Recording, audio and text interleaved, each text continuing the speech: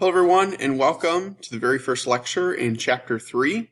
There will be 4 for this chapter. Now this chapter is perhaps the most important one that we'll cover all year. It is about the U.S. Constitution, and pretty much we're going to go through the entire document, take a look at how it's structured, how it works, all the amendments and so forth. So please make sure that you review this one with extra effort, because if you can understand really the basic principles here, you can apply them to everything else that we cover in this course moving forward, because the Constitution is the basic framework of our government, and that's what we're going to be covering really through the rest of this half year here. So this is going to be the basis that we'll keep coming back to no matter what unit or topic that we'll be on. We'll always come back to the Constitution. So let's get started. All right, so the structure of the Constitution is pretty simple. It's broken into really 3 basic parts. The first one is the shortest. It's the introduction. It's the preamble. It basically just comes out and states why the Constitution is written. If you remember in the last chapter, we actually took a look at the preamble itself, what the goals of the Constitution were. You guys are going to revisit that here in an activity. Well, actually, a couple of activities individually and as a small group. The second part is the articles. So this is the actual main meat of the actual document. And the articles there's 7 of them, and they're divided into appropriate sections if they need it, depending on the article that we're talking about. Some not having sections, some having multiple. So the first 3 articles, they establish the 3 branches of government and really the organization and the basics of how they should work. So like for an example, I have on the screen Article 3 within Section 2, Section 2 within Article 3 sets court jurisdictions. So basically what does this mean? It sets the area of rule, or the area that the courts can actually preside over and what they're supposed to look at. And then Article 4 describes the relationship between the states and the national government. We will actually, in the next chapter, chapter 4, we'll actually take a look at this article in the idea of federalism and how that operates. We've already talked about this a little bit with the United States being a federal government system. This just reaffirms it and talks about how the actual relationship should work. We'll do that in chapter 4. Article 5 sets out the amendment process. So what is it, how it should be done, and so forth. So how do you change or add to the Constitution? 6 is short. It's the supremacy clause. It establishes the Constitution as the supreme law of the land. And then 7 is the shortest article of them all. It just addresses the ratification and makes the document legal. And then the last part of the structure of the Constitution are the amendments that follow. As of right now, and since 91 or 92, I believe, we've had 27 amendments. And these are the provisions that allow for change or have changed or added to the Constitution over its years. All right, so there's some principles that you need to understand what the Constitution lives by. And these are not really unlike the characteristics of democracy that we talked about in chapter 1. So 1 is popular sovereignty, rule by the people. The Constitution is based on and works if the people believe on it, not only believe in it, but help within the system that actually makes the government continue, such as participating in elections. And our government is based on being given consent by the governed. It's that same principle that I've said so many times here early in this course. Governments only work if the people give their consent, okay, in the long run. They can work in the short term if they don't give the consent, but in the long run, you need consent by the governed. 2 is federalism. It's that 4th article. It's the basic government system that we run by here in the United States. It's the powers being divided between the national and state governments and how they work. Now, there's a couple of questions on here. I'm going to address the second one first. What are the benefits of federalism? Well, think about it. If you're dividing power or sharing power between the national and state governments, what would be the benefit for that? You would see that you can have the states or the local governments even deal with issues that you don't have to run up the pole to the national government. And that way it allows things to kind of fluctuate depending on who needs to take care of them, when they need to be taken care of, and if you need to call in another form or level of government to help you. That's really kind of the benefits of federalism in a nutshell.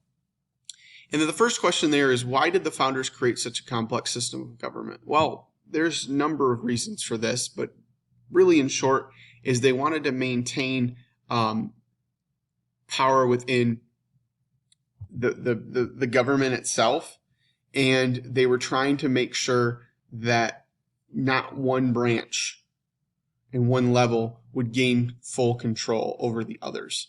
And we'll talk about this actually moving forward, and they'll build off of each other in terms of why they did this. And the simplest reason is just they didn't want to go back to what they were previously living under, which was a monarchy being ruled by Britain.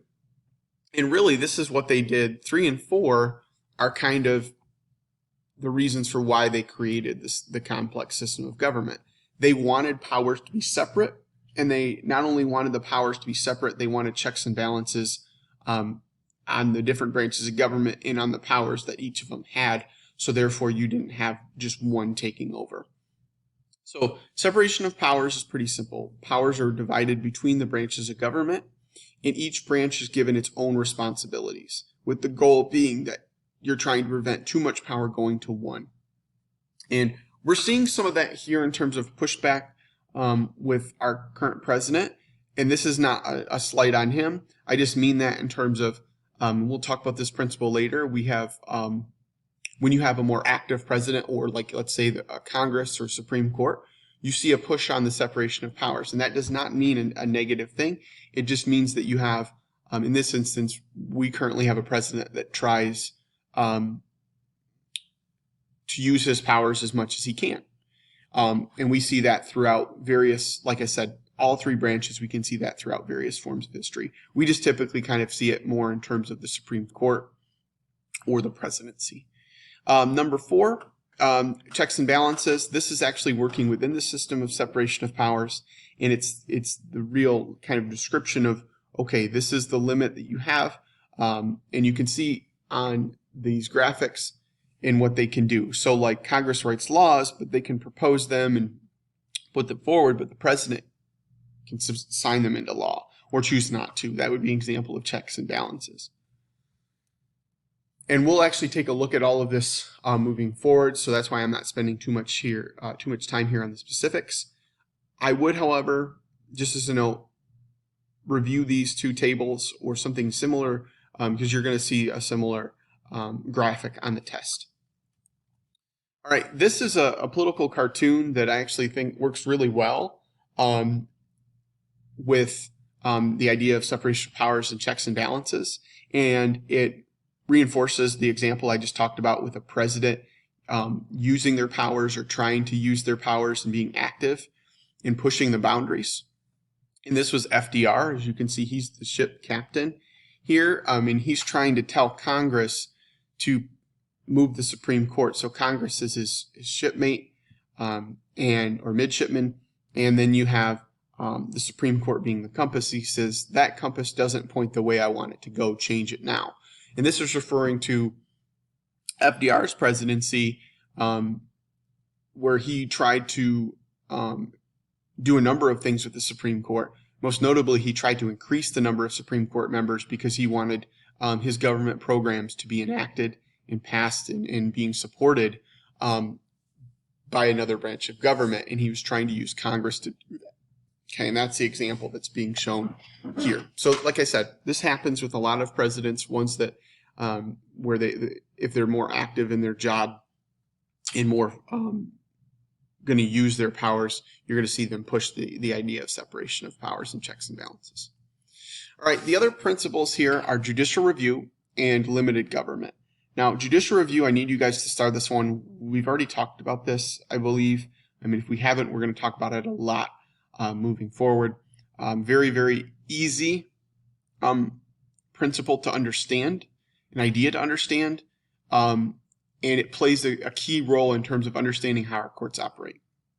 So the judicial review is the power of our courts at any level to declare laws and actions constitutional or not.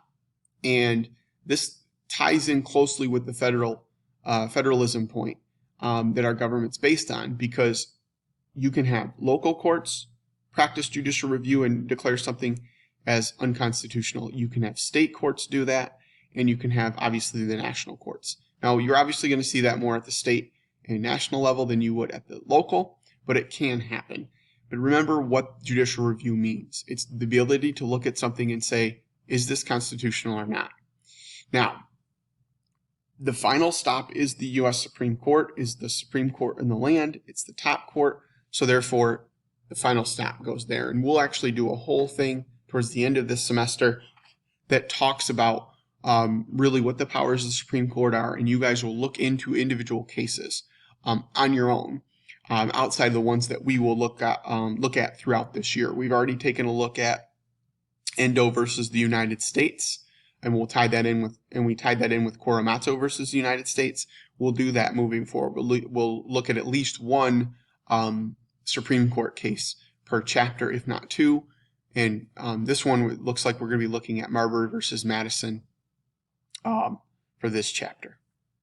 All right, and McCullough versus Maryland probably as well.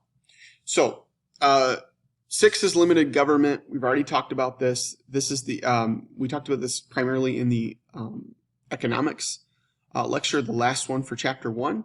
And this is basically just looking at it and saying the government itself is limited by its powers in the ones that it's given, and then the ones it's specifically not given.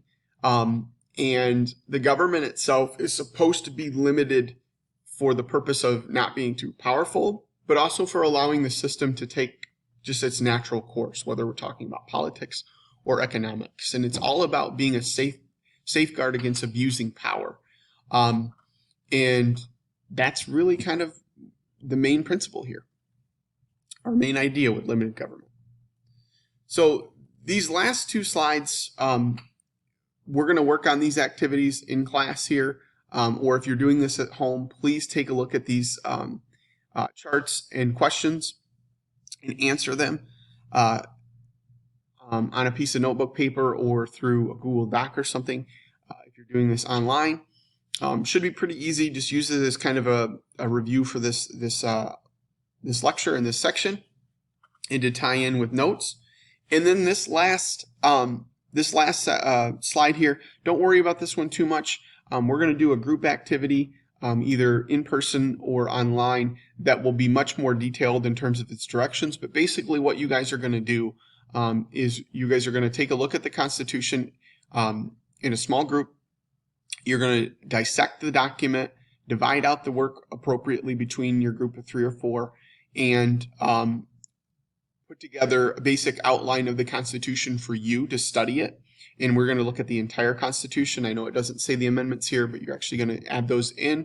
And we're going to use that primarily not only as a building activity, but as a study guide for the unit, because this chapter is all about the Constitution and how it works and how it's structured. So this group activity is going to be big for you guys. And really, you're building your own study guide in the very beginning of the unit and then moving forward. All right, so don't necessarily pay attention, like I said, to these direct directions. We'll work on this as a specific activity, either in person or online. All right, guys, that's all I got for you, and I'll see you guys for the lecture for section 2. Have a good one.